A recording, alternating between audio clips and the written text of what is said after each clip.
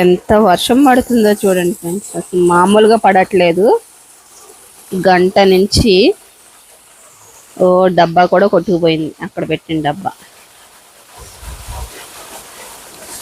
Full వర్షం, ఫోన్లో కనపడతలేదు చినుకులు.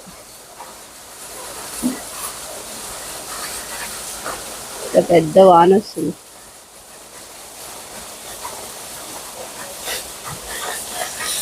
పాపం మన పెట్టలన్నీ గూళ్ళకి వెళ్ళిపోయినట్టున్నాయి.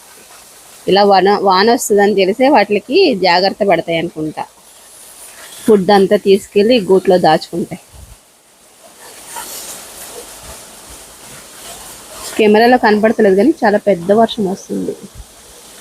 మీకు ఇక్కడ చూస్తే తెలిసిపోద్ది ఎంత నీరుంది, ఎంత లావు నీరు వస్తుంది.